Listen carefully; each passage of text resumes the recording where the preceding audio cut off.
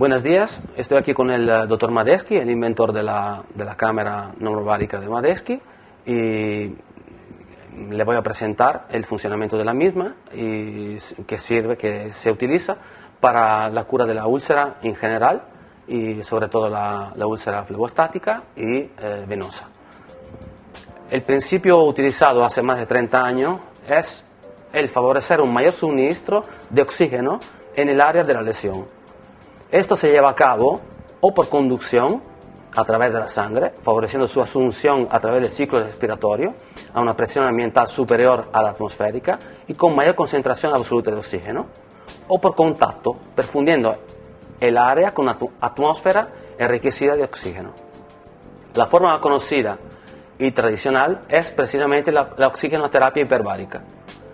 Se benefician de ellas todos los tejidos desvitalizados o poco vitales, por causas locales o generales.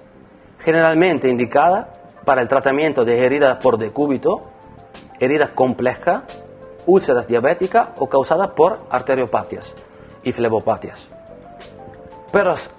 Pero el uso indiscriminado de la oxigenoterapia hiperbárica presenta algunas contraindicaciones. El aumento de la presión no se recomienda en pacientes con problemas cardiovasculares o de la vía vestibulares o cocleares. La oxigenoterapia con la cámara distrital de Madeschi es la evolución de la terapia hiperbárica. El principio es también, en este caso, hacer llegar a los tejidos lesionados o desvitalizados una mayor cantidad de oxígeno, pero esto sucede solo por contacto, en vez de principalmente a través de la sangre, como sucede en la cámara hiperbárica. La cámara normobárica carece del mecanismo de aumento de oxígeno diluido en el plasma, pero viene ampliamente compensado por un aumento de la concentración de oxígeno en la atmósfera de la cámara.